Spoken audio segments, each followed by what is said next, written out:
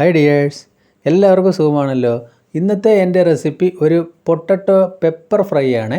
Video ഇഷ്ടപ്പെട്ട് കഴിഞ്ഞാൽ ഒന്ന് ലൈക്ക് ചെയ്യണേ. പിന്നെ ആദ്യമായിട്ട് കാണുന്ന കൂട്ടുകാർ ഒന്ന് സബ്സ്ക്രൈബ് ചെയ്താൽ ബെല്ലൈക്കൺ അമർത്തി ഓളെന്ന ഓപ്ഷൻ കൂടി ഒന്ന് കൊടുക്കണേ. അപ്പോൾ അതിനുവേണ്ടി ഞാൻ ഒരു 3 മീഡിയം സൈസ് പൊട്ടറ്റോ തോല് കളഞ്ഞ് വെച്ചിട്ടുണ്ട്.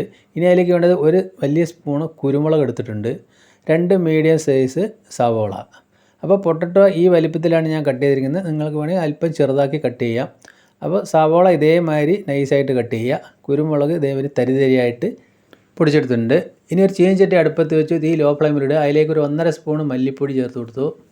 പിന്നെ അതിലേക്ക് വേണ്ടത് ഒരു 1/2 സ്പൂൺ അളവിൽ ഗരം മസാല, അതും ചേർത്ത് നമ്മളതൊന്ന് ചൂടാക്കി എടുക്കണം. ആ മല്ലിപ്പൊടിയുടെ പച്ചമണമൊക്കെ ഒന്ന് മാറുന്നവരെ ഒന്ന് ചൂടാക്കി എടുക്കണം. വളരെ ലോ ഫ്ലെയിമിലിട്ട് ഒരു മിനിറ്റോളം ഒന്ന് ചൂടാക്കിയാൽ മതി. ഈ ഒരു കണ്ടീഷനിൽ നമ്മൾ അതിൻ്റെ ഫ്ലെയിം ഓഫ് ആക്കിയതിന് ശേഷം ഈ പൊടികൾ വേറൊരു ബൗളിലേക്ക് മാറ്റി.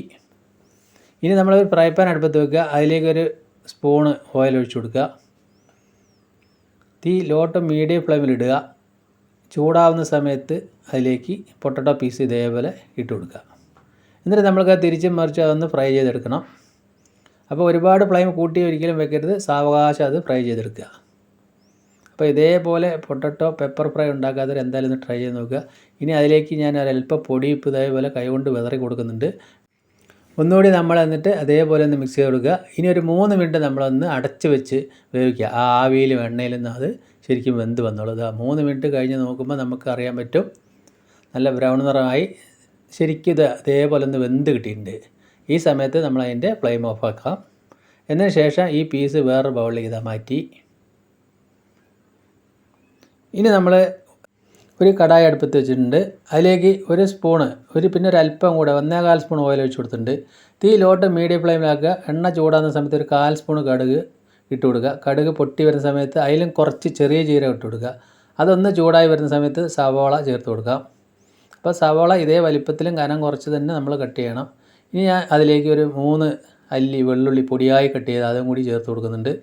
അതുകൂടി ചേർത്ത് നല്ലതുപോലെ ഒന്ന് മിക്സ് ചെയ്യുക. അപ്പോൾ വെള്ളുള്ളി എന്തായാലും നിർബന്ധമായിട്ട് ചേർക്കുക. അപ്പോഴാണ് ഈ പൊട്ടറ്റോ പെപ്പർ ഫ്രൈക്ക് നല്ലൊരു രുചി ഉണ്ടാവുള്ളൂ. അപ്പോൾ ഇതേപോലെ എന്തായാലും ഒന്ന് ട്രൈ ചെയ്ത് നോക്കുക. ഇനി അതിലേക്ക് അല്പം പൊടിയുപ്പ് ഇട്ട് കൊടുത്തു. ആ മസാലയ്ക്ക് കണക്കാക്കിയുള്ള പൊടിയുപ്പ്. നമ്മൾ പൊട്ടറ്റോ ഫ്രൈ ചെയ്യുന്ന സമയത്ത് ഉപ്പ് ചേർത്ത് കൊടുത്തിട്ടുണ്ട്. അതുകൂടി ചേർത്ത് നല്ലതുപോലെ ഒന്ന് മിക്സ് ചെയ്യുക.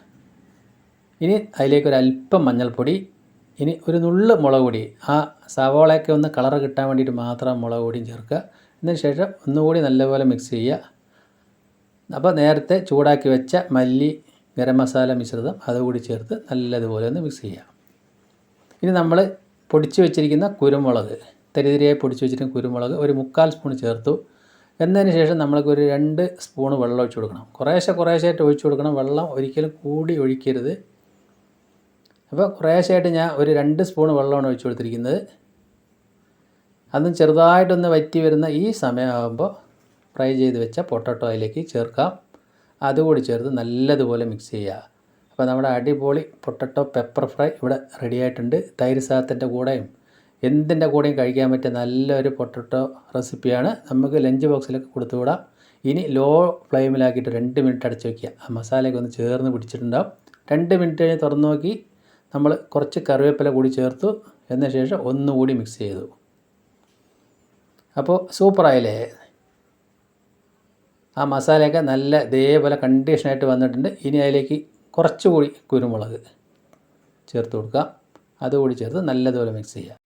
അപ്പോൾ നമ്മൾ നല്ലപോലെ ഇതേപോലെ ഡ്രൈ ആക്കി തന്നെ എടുക്കണം. അപ്പോഴാണ് അതിന് നല്ലൊരു രുചി. അപ്പോൾ നമ്മളെ പൊട്ടറ്റോ പെപ്പർ ഫ്രൈ ഇവിടെ റെഡി ആയിട്ടുണ്ട്. ഇപ്പോൾ ഞാൻ അതിൻ്റെ ഫ്ലെയിം ഓഫ് ആക്കി. ഇനി ഞാനത് വേറൊരു പാത്രത്തിലേക്ക് സെർവ് ചെയ്യുന്നുണ്ട്. അപ്പോൾ എൻ്റെ വീഡിയോ നിങ്ങൾക്ക് എല്ലാവർക്കും ഇഷ്ടപ്പെട്ടെന്ന് വിശ്വസിക്കുന്നു. ഇതേപോലെ ചെയ്യാത്തവർ എന്തായാലും ഒന്ന് ട്രൈ ചെയ്ത് നോക്കുക. അപ്പോൾ അടിപൊളിയായില്ലേ? ഇന്ന് നമുക്കത് ചോറിൻ്റെ കൂടെ കൂട്ടി കഴിക്കാം. അപ്പോൾ വീണ്ടും നല്ലൊരു വീഡിയോയുമായിട്ട് കാണാം. Thank you.